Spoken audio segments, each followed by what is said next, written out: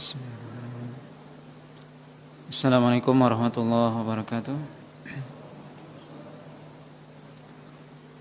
Innal hamdalillah nahmaduhu wa nasta'inuhu wa nastaghfiruh wa na'udzu billahi min shururi anfusina wa sayyiati a'malina.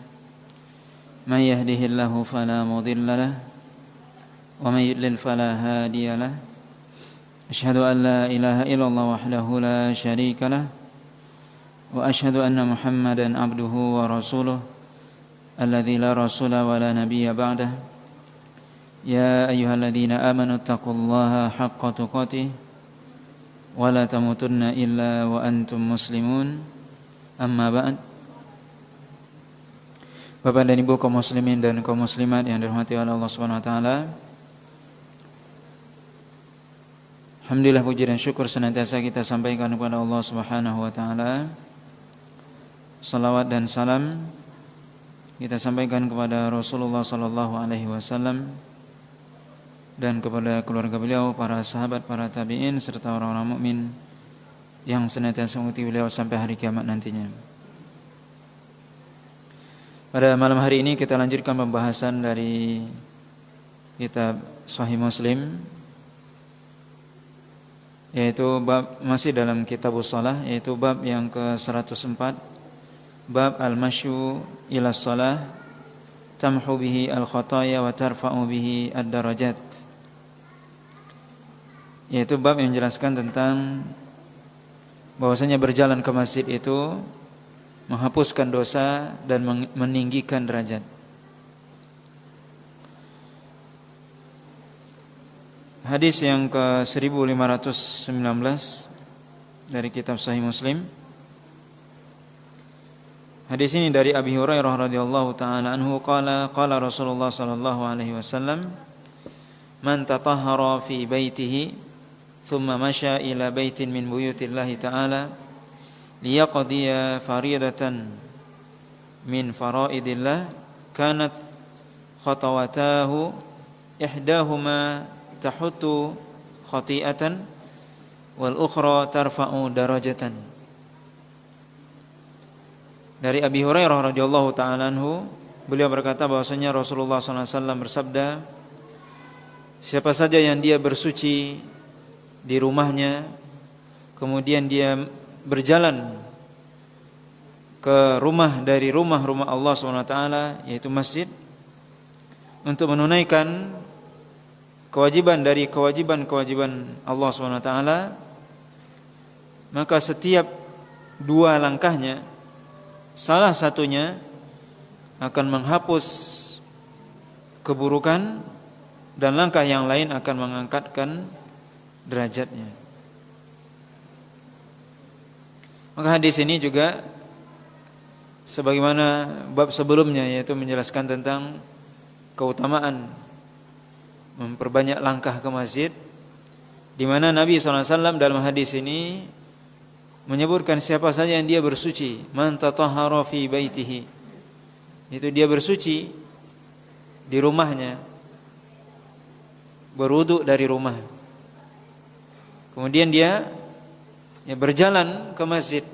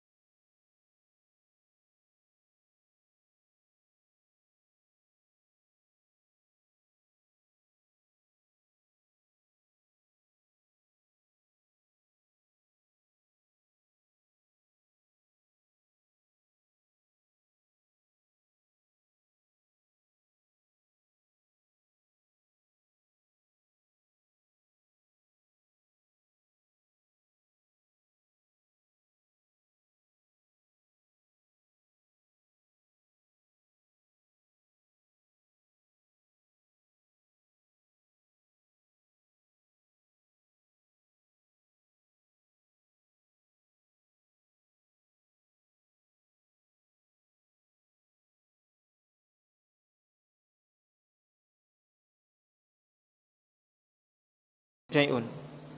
Qala fadzalika mathalus salawatil khams yamhullahu bihinna al-khataya.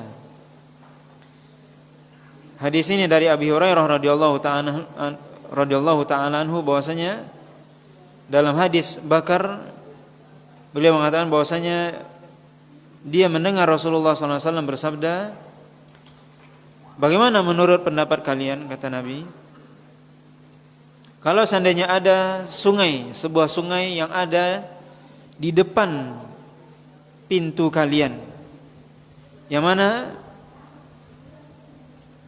salah seorang di antara kalian mandi darinya 5 kali sehari, apakah masih tersisa darinya kotoran? Maka sahabat mengatakan tidak tersisa darinya kotoran. Kemudian Nabi SAW mengatakan begitulah perumpamaan salat yang 5 waktu, yang mana dengan salat yang 5 waktu itu Allah SWT menghapuskan dengannya dosa-dosa. Maka dalam hadis ini Nabi SAW mengibaratkan, memberikan sebuah ibarat, perumpamaan orang yang melakukan salat 5 waktu seperti dia mandi 5 kali. Di mana seorang ketika dia mandi tentunya dia membersihkan dirinya. Begitu juga seorang ketika dia salat, dia membersihkan dirinya dari dosa.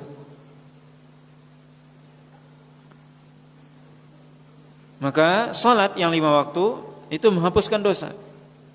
Dan ini menunjukkan keutamaan ya salat yang 5 waktu, di mana diibaratkan oleh Nabi seperti seorang yang dia mandi ya di sungai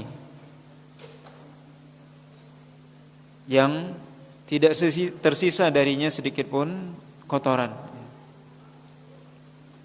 Dalam hadis yang lain Nabi mengatakan as-salawatul khams wal jumu'ah ilal jumu'ah wa Ramadan ila Ramadan mukaffiratun bainahunna majtunibat al-kaba'ir, kata Nabi. Salat yang 5 waktu dari Jumat ke Jumat, dari Ramadan ke Ramadan, maka akan menghapuskan dosa antara itu selama dijauhi dosa besar. Maka ini keutamaan salat yang 5 waktu yang dilakukan oleh seorang, apalagi ketika dia menjaga salat itu dilaksanakan di masjid berjamaah. Setiap langkahnya menghapuskan dosa, meningkatkan dan meninggikan derajatnya. Kemudian hadis selanjutnya dari Jabir bin Abdullah radhiyallahu taala anhu qala Rasulullah sallallahu alaihi wasallam mathalus salawatil khams kamathali nahrin jarin ghamrin ala babi ahadikum yaghtasilu minhu kulla yawmin 5 marratin.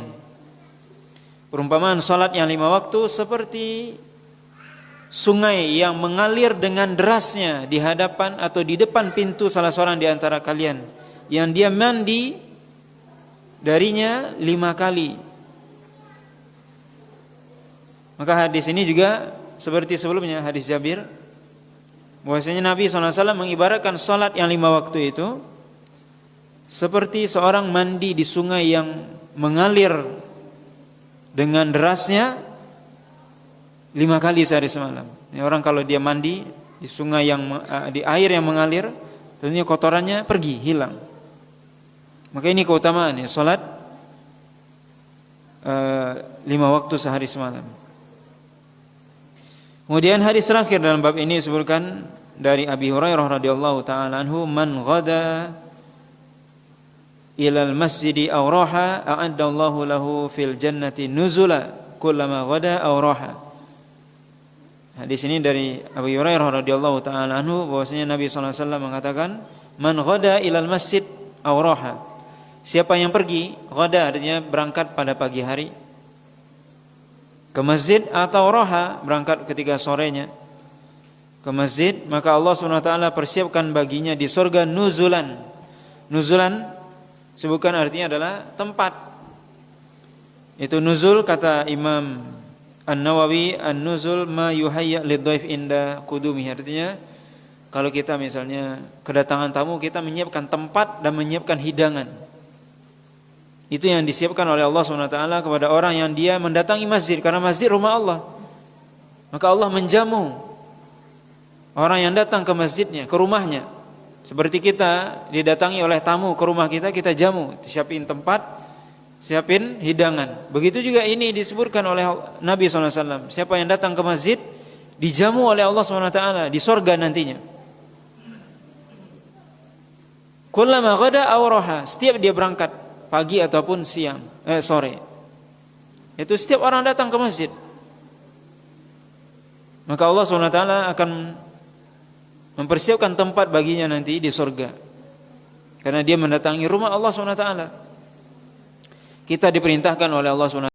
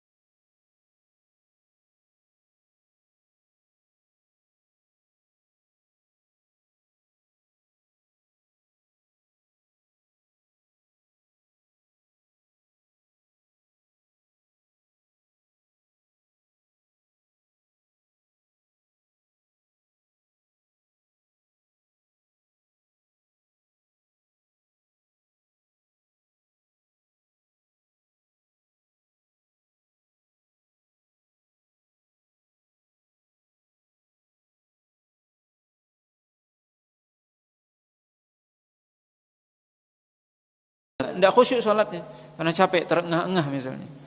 Nah, juga tidak seperti itu. Tentunya tujuan utama datang ke masjid untuk sholat. Kita ingin khusyuk sholatnya, maka seorang lebih tahu tentang dirinya. Ini perlu juga diperhatikan ya, karena ada sebagian orang yang dia kadang ini ada was-was dari syaitan juga. Dia lupa bahwasanya yang paling utama, tujuan utama ke masjid sholat. Dan itu yang wajib. Sedangkan berjalan itu sarana. Memang disebutkan dalam hadis di sini, tadi hadis sebelumnya juga kita baca, itu seorang berjalan ke masjid setiap langkahnya. Tapi juga para ulama mengatakan setiap orang yang datang ke masjid memakai kendaraan pun dapat pahala itu. Maka seorang juga tidak boleh dia memberatkan dirinya sehingga dia melupakan yang inti. Ya, karena ada ya seperti itu kita katakan ada sebagian orang yang dia melupakan inti tujuan karena sibuk dengan sarana, sibuk dengan yang sunnah, yang wajib lupa. Nah ini termasuk godaan syaitan. Jadi kita harus tahu mana yang wajib, mana yang sunnah, mana yang tujuan, mana yang sarana. Nah ini penting ya untuk kita pahami dengan sebaik-baiknya. Nah, kemudian bab selanjutnya, bab yang ke-105, bab fadlul julus fi musallah ba'da subhi wa fadlul masajid. Fadlul julus artinya keutamaan duduk fi musallah ba'da subhi, yaitu di tempat salatnya setelah salat subuh. Dan keutamaan masjid. Hadis ini dari Jabir bin Samurah radhiyallahu ta'ala anhu. Ada seorang tabi'in yang bertanya, yaitu Simak ibni Harbin. Qala qultu li Jabir ibni Samurah, akunta tujalisu Rasulullah sallallahu alaihi wasallam? Qala na'am katsiran. Kana la yaqumu min musallahu alladhi yusalli fihi as-subha awil ghadata hatta tatlu'a asy-syams. Fa idza tala'ati asy-syamsu qama wa kanu yatahaddatsun fayakhuduna fi amril jahiliyah fayadhakuna wa yatabassam. Yaitu hadis ini seorang tabi'in Simak ibni Harbin bertanya kepada Jabir bin Samurah. Beliau bertanya, Akunta tujalis Rasulullah SAW, apakah engkau sering bermajlis dengan Rasul? Ya, tujalis ini artinya bermajlis dengan Rasul, duduk bersama Rasul. Kata beliau, ya, na'am kathiran, ya sering. Kemudian beliau menceritakan, yaitu Jabir, bahwasanya Rasulullah SAW tidak berdiri dari tempat solatnya yang dia solat di situ ketika solat subuh sampai matahari terbit. Ketika matahari terbit baru Rasulullah SAW kemudian pergi, berdiri kemudian pergi. Kemudian para sahabat sebagian mereka ada yang ketika itu sambil masih ngobrol di masjid. Sebagian mereka menceritakan tentang perkara dulu di masa jahiliyah sehingga mereka tertawa dan Rasulullah SAW pun tersenyum. Hadis ini menunjukkan kepada kita keutamaan salat subuh berjamaah di masjid, kemudian keutamaan untuk duduk ya, menunggu setelah salat subuh sampai matahari terbit.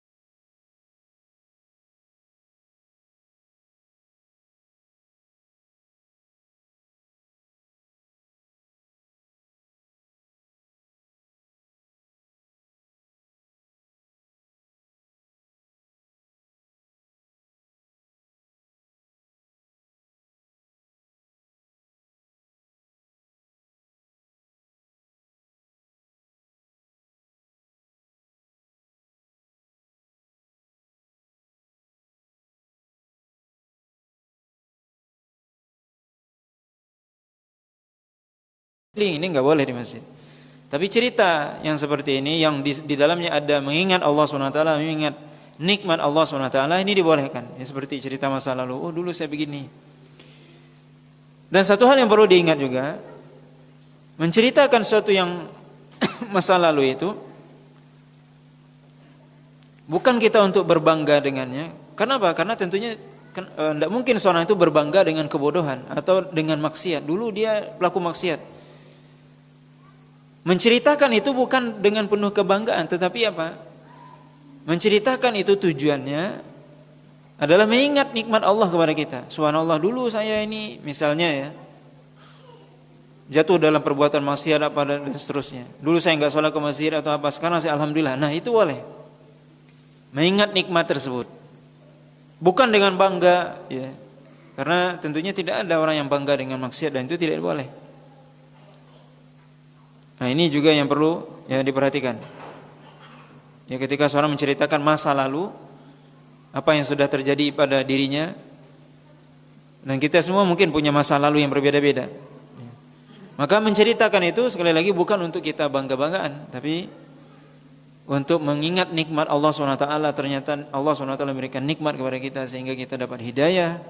Allah SWT berikan nikmat kepada kita sehingga kita punya ilmu yang tadinya tidak tahu menjadi tahu. Ini yang bermanfaat, ini yang dibolehkan. Kemudian dalam riwayat lain disebutkan, yaitu Nabi SAW itu duduk di tempat majelisnya hatta tatul asyamsu hasanan. Itu ketika matahari telah naik dan hasanan artinya sudah cerah, sudah terang. Kemudian hadis selanjutnya dari Abi Hurairah radhiyallahu taala anhu, qala habbul biladi ila Allahi masajiduha wa abghadul biladi ila Allahi aswaquha. Nabi SAW mengatakan sebaik-baik tempat yang Allah cintai adalah masjid-masjidnya, dan seburuk-buruk tempat atau tempat yang paling buruk dan yang paling dimurkai oleh Allah SWT adalah pasar. Hadis ini menunjukkan kepada kita keutamaan masjid. Kenapa masjid tempat yang paling Allah cintai?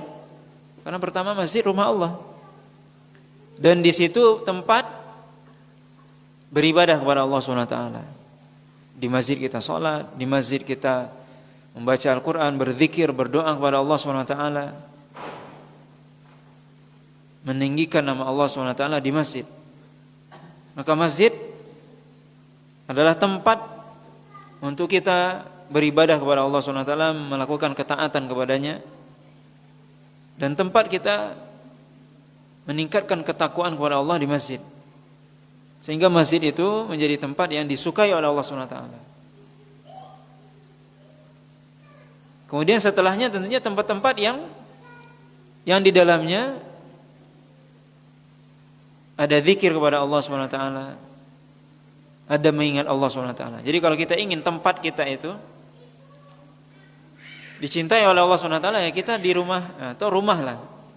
Ya kita di situ membaca Al-Quran, belajar dan sebagainya. Ini salah satu hikmah Allah SWT mencintai masjid. Kenapa? Karena di masjid tempat kita beribadah kepada Allah SWT, tempat kita baca Al-Quran dan seterusnya. Sebaliknya pasar tempat yang paling dimurkai oleh Allah SWT. Paling dimurkai, abghad artinya paling dimurkai oleh Allah SWT. Kenapa pasar itu dimurkai? Karena di sana banyak terjadi apa? Ya kalau di pasar ya mungkin penipuan, mengurangi timbangan, ya. Kemudian mungkin dusta, ya. Atau minimal pekerjaan yang sia-sia, ya, teriak-teriak misalnya, macam-macam ya. Kalau di pasar kan macam-macam, kita semua tahu lah.